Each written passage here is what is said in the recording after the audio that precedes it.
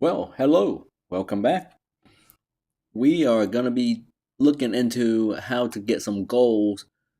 Um, mainly the most common ways to get goals is very important in this game. You use it to for upgrading runes. So, what is the most effective way to get goals in this game? So, let's jump in.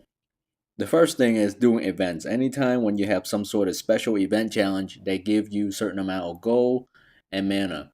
Very good way to build up your gold and mana collection at the same time. However, I think this event they kind of nerfed it a little bit, so it's not the amount of gold mana we usually get is a lot less, in my opinion, because usually we can get a ton of it from the event, and that was one of the best way to get it. But now it's still pretty good, still pretty good way to get it, um, but not as much as before. But anytime you encounter the boss, the event boss, do it. Make sure you beat all three of them. That will give you a good bit amount of mana and gold at the same time. On top of that, what I usually do every day is I go in this little um, caravan here. You see that I use 50k mana to buy 50k gold. Gold, there's an unlimited amount of storage.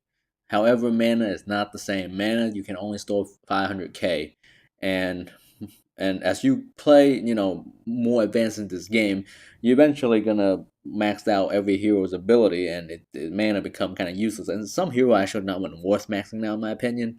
So, you are better off using mana to buy the gold. Okay, and after I do that, I refresh it again and buy another. You use 25 gems to basically buy another set of gold for using mana. You can do it a couple of times, but it gets pretty expensive the more you do it. So that's one way to do it. This that's the second way. Sorry, and then the other way, you can go in the shop from Siege. If you unlock Siege, most people now, especially during an event, they will use the essence to buy food instead, which is definitely understandable. Even if not during the event, a lot of people will still use essence to buy food so they can do more challenges, whether to grind for runes, whatever the case may be. People do that. Sometime when I'm occasionally, not all the time, occasionally I do use my essence to buy gold. I mean, 15k essence is pretty expensive, but it's for 100k gold. So that's another way to do it. I do it once in a while, not a lot, but it's definitely an option. Let's see where else we can do to get some goals. Oh yeah, don't forget your realms. Make sure you do your realms every single day. If you do, not yeah. Well, realm. I think. Let's see. Some of these will actually give out gold. Yeah, right here. Done. Dweller's Vault gives out gold at tier 20. Decent mana, so that doesn't count. This one's gold. So you got two out of the three that gives you gold, and it's pretty good you on tier 20 because you get a decent amount, and it only costs you 15 food every single time you challenge. When there's no event, nothing's going on, this is what I do. I just go in here and plus there's a really much better chance of you getting a good 5-star 3-dot runes. That they're very rare, hard to come by. Even dungeon dwellers, most of the time I get junk from them, so I kind of quit doing them. But Dungeon Dweller, speaking of Dungeon Dweller, is also a decent way to get runes. I mean not rune gold.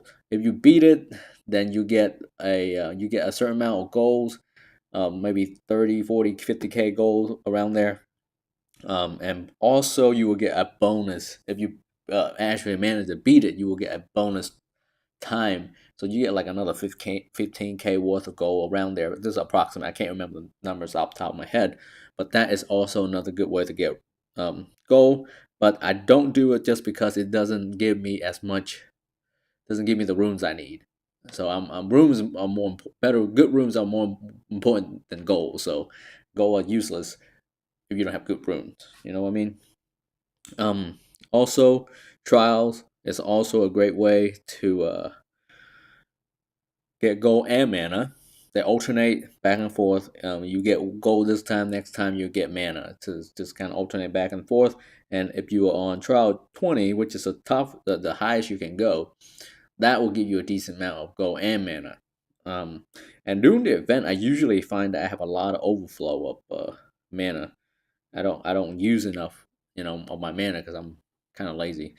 Uh, and I don't. Not all my hero are max abilities. And some of them I just don't think is really worth using. I usually save at least 100k mana just for one reason: the alliance. If you go into alliance campaign, in here, if you in order to attack, if you missed it, if you let's just say you didn't donate to unlock one of the any four of these challenges, then you have to pay 5,000 mana just to basically able to attack and do the challenge in here. Don't ignore this one. This one is actually very important. Um, Especially if you are the first one to donate. Let's just say, for example, at the top, outside the kingdom here is 58.3% done. Once you get to like about 97, 98%, that's when you want to jump in. You jump in, you attack, you beat the boss, and as soon as you beat the boss, you get some gold out of it. Not a lot, but you get some gold out of it. And now after you beat the boss, you donate as much as you can of your mana, maximum amount of mana you have at the point at the time, to unlock any one of these fours. And the reason is, well, the maximum you can donate is 100k mana. And the reason behind this is when you donate these, you will get every single one of those back in form of gold. Um, Once the challenge has been beaten. So if I donate 100k mana, once the challenge is beaten, I'll get 100k of gold back. Plus, I get some bonus gold because you are one of the top donators. So not a lot, but like 15k, something like that around there. But definitely, it's also a good way to get goals for this game. What other ways that get gold?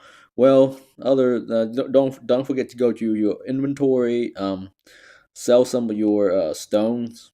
Sometimes you have a crap ton of stone stores saved up, because once you bring your hero up to level 10, there's no point of having these stones anymore, so you can just sell them off, especially the one that you don't need. Usually once in a while I'll go in here and sell a bunch of them, and then I save about 100 of each of these kind of stones, about 100 of each, and the rest I just get rid of.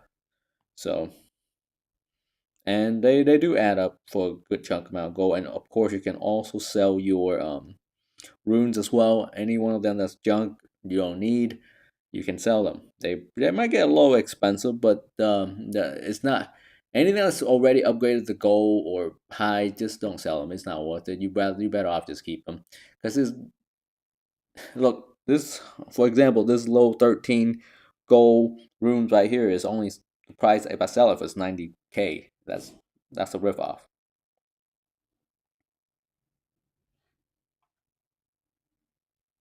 So let's see, is that all? I think that is pretty much it for all the possible ways to get gold in this game, and of course the Oracle. But this is all basically luck. So it's very rare to actually land on 50k gold. I don't think that happened to me too many times. Um, but yeah, that is about it. And also the one of the ways you can also help somebody in challenge world boss. And if I were you, I'll pick the highest possible that you can beat, because you get more gold and mana out of it that way. So okay, so I think that is pretty much all the way that you can actually get gold in this game, the most effective way.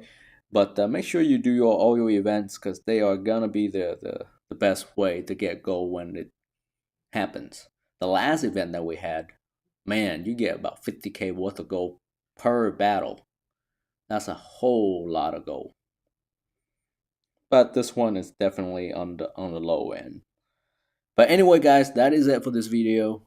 Just want to give you some tip about all the possible way to get goals. There could be other ways, but these are the common ways that I've been doing to save up millions of goals at the time. So I guess yeah, that's it. I will see you all in the next one. Take good care.